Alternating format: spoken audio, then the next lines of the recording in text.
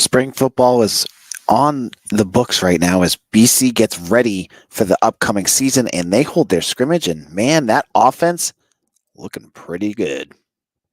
You are Locked On Boston College, your daily podcast on the Boston College Eagles, part of the Locked On Podcast Network, your team every day.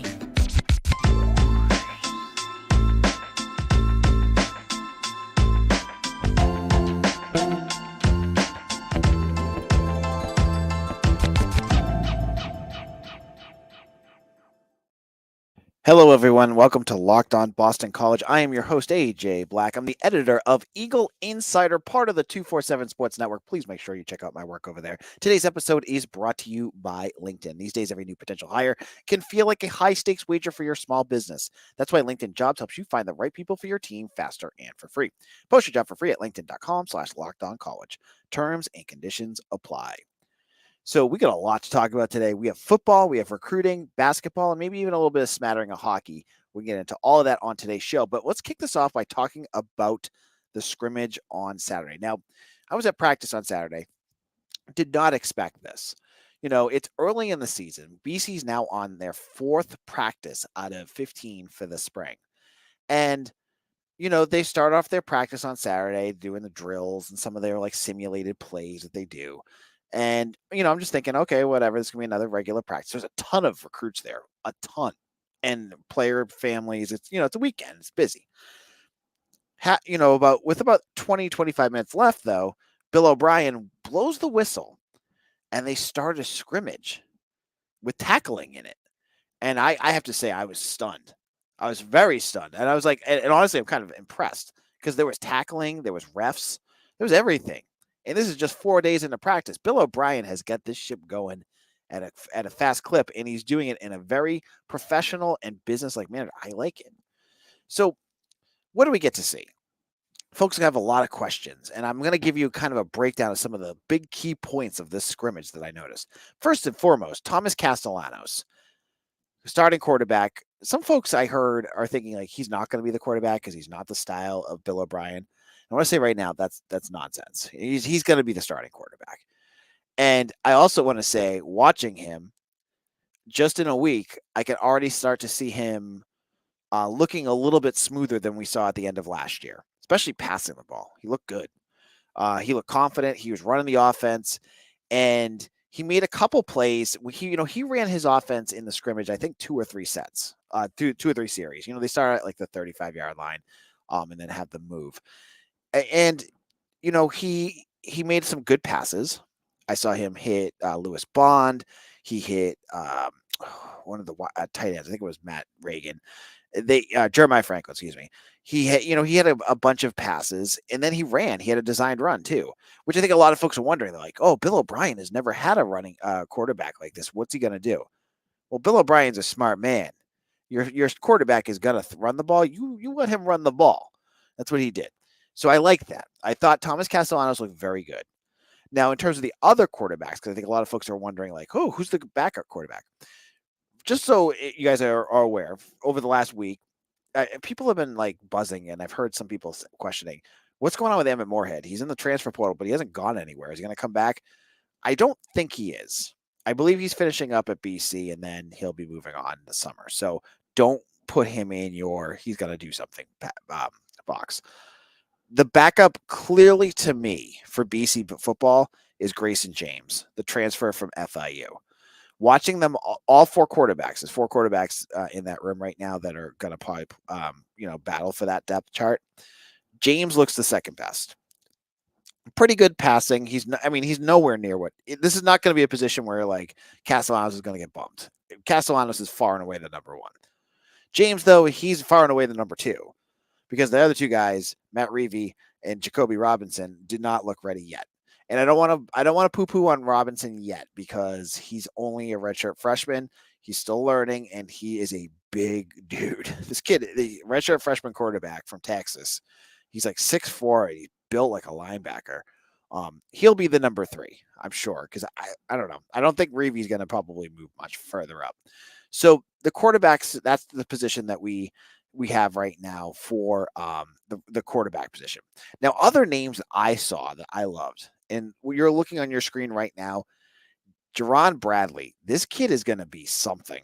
And I've mentioned him before. Watched him again on Saturday.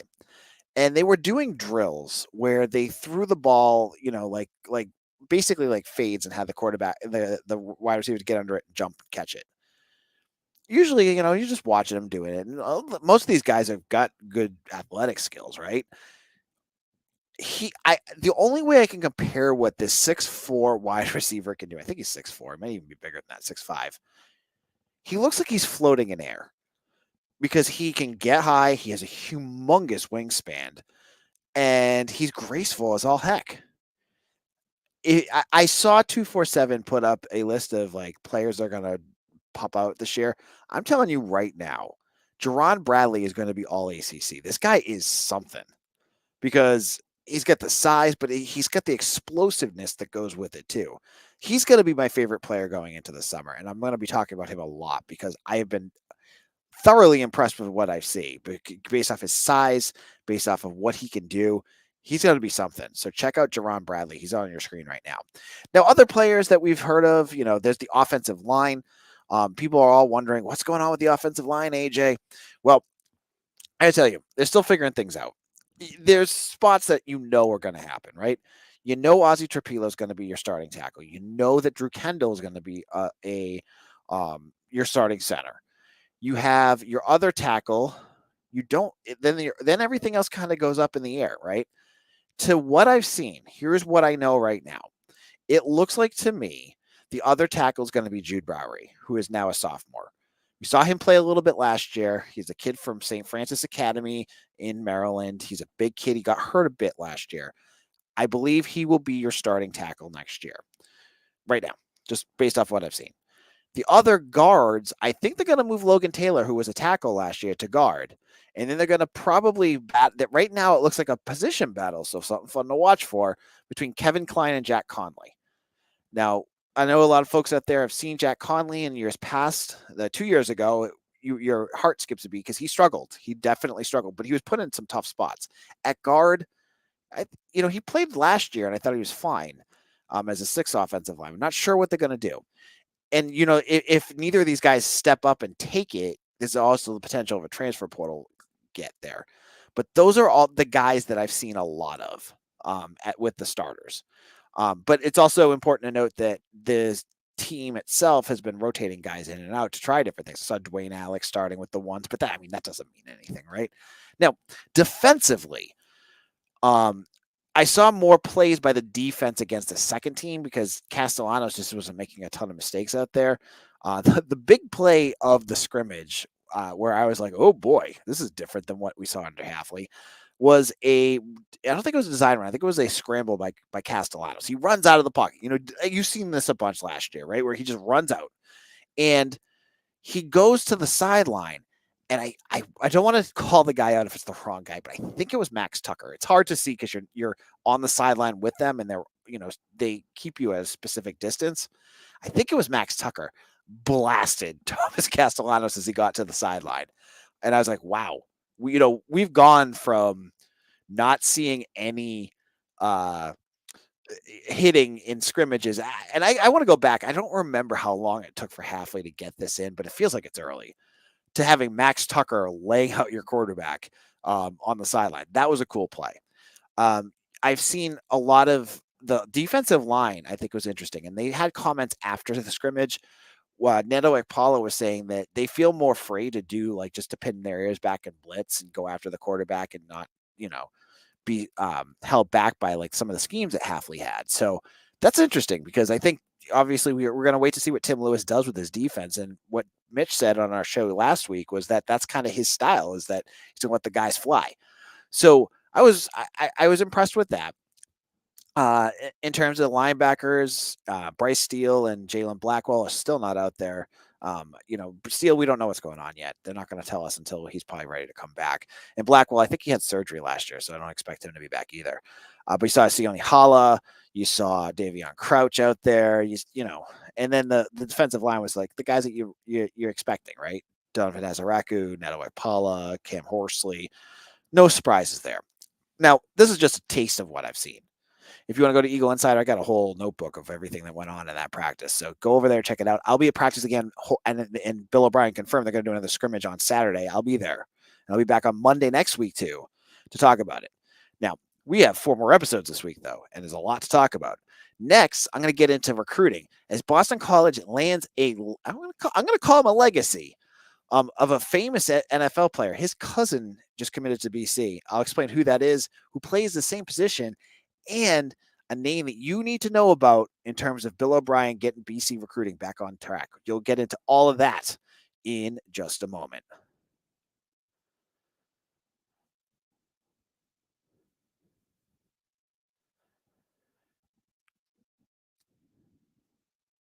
This week's March Madness Bracket Highlight is brought to you by our friends at Nissan. Each week, we're picking one team that stands out, a team that's pushed it further than the rest. Like any other, like all the 2024 Nissan SUVs, these guys were able to take it to the next level. The Houston Cougars can only be described as an armada. The top-seeded team is as hardcore as it gets out there, so it's no wonder they're expected to land a top seed in the tournament, which they did after their first season in the Big 12. So what you need to do is take the Nissan Rogue, the Nissan Pathfinder, or Nissan Armada, and go find your next big adventure by shopping Nissan USA today.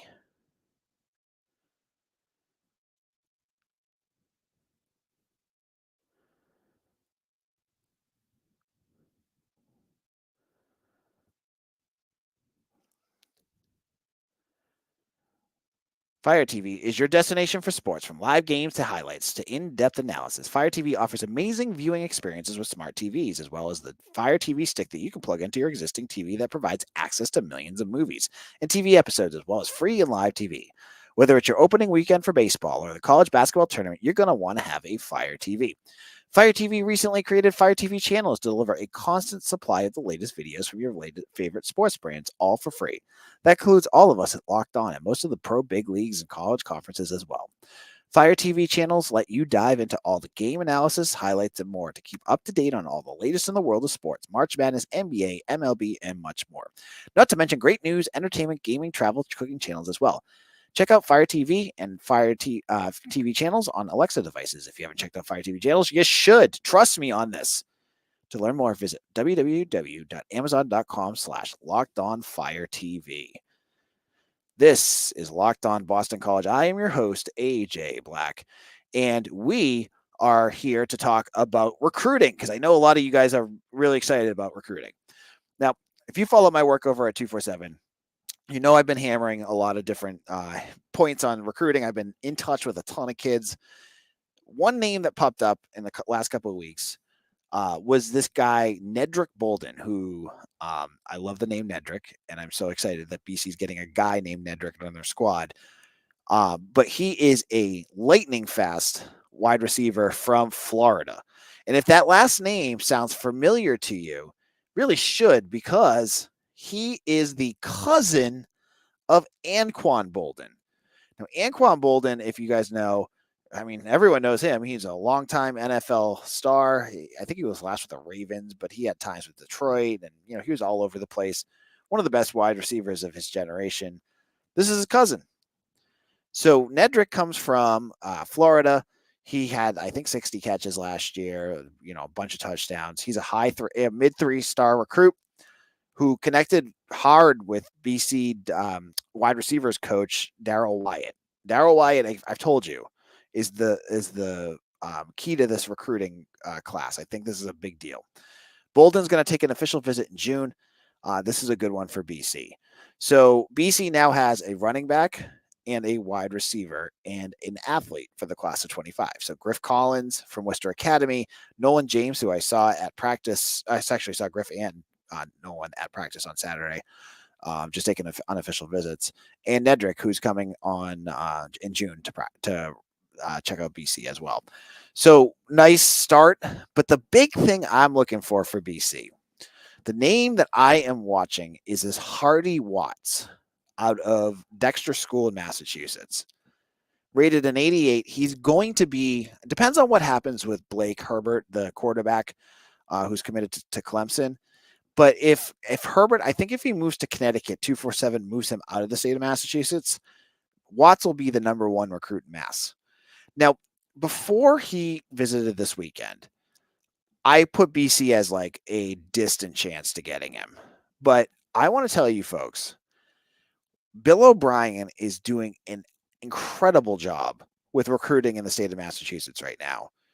He's getting his foot in the doors and getting guys to listen to his pitch. And Watts, from what I heard, is very interested in BC and very much looking forward to more visits. He's got 2 more coming up. This is a guy rated an 88 who has offers from, let me list them off for you: Alabama, Miami, Penn State, South Carolina, Nebraska, um, Michigan State. I mean, he's got a ton of big time offers. This is the kid in the last 5 years that Jeff Hafley would get in the door with, but would never get here. They would always go to some bigger program because, BC is the kiddie table. Bill O'Brien is changing that perception. And the way that Watts was talking to me about his interest in Boston College makes me believe that BC has a very good chance at him. And it's because of the staff. The staff has sold him on what this school can be. They're out there already selling this program to recruits and really firming up their recruiting plan. So if you were looking at what Jeff Hafley did, and there's nothing wrong with what he did, Hafley's plan, in my mind, was he's going to send out a net across the country to find the best recruits that he could. That's good because you could get some guys that you maybe are higher quality than you would around here. But it was kind of, to me, like grasping at like straws at times, because you can't build relationships with every high school across the country. To me, what O'Brien is doing is he is going to recruit across the country. I mean, Darrell Wyatt is still going to recruit Texas, and he's going to recruit the guys in the schools that he knows. That's fine. But the big piece of it is not just New England, but it's New Jersey, it's New York, it's Pennsylvania. And he said this on Saturday, Pennsylvania and Ohio. He has a focus right now on those areas. And I think that's really smart.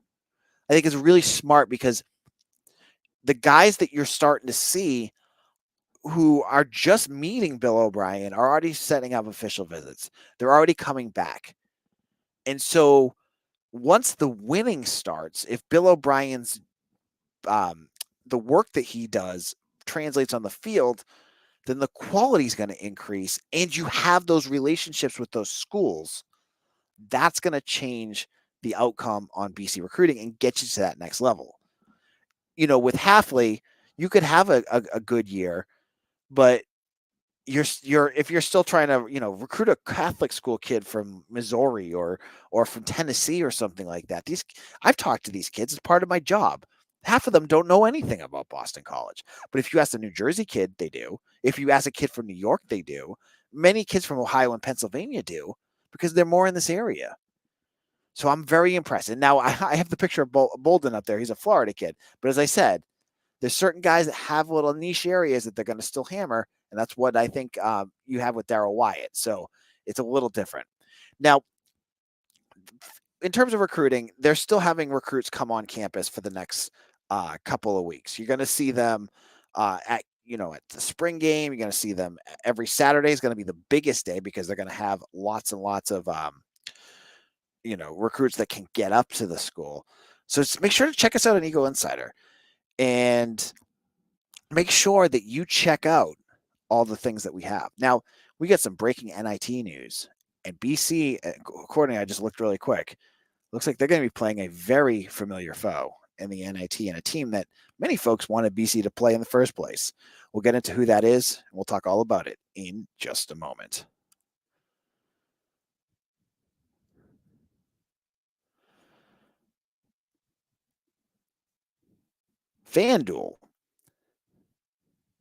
LinkedIn When you're hiring for your small business, you want to hire quality professionals that are right for the role. That's why you have to check out LinkedIn Jobs.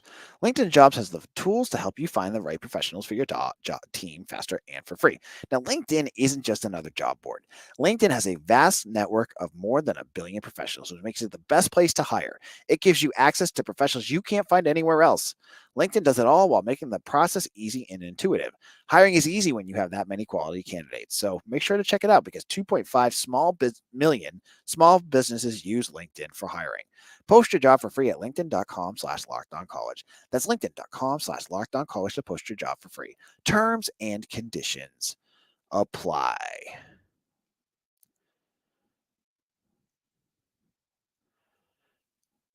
This is Locked On Boston College with some breaking news as I kind of set this up on timing wise.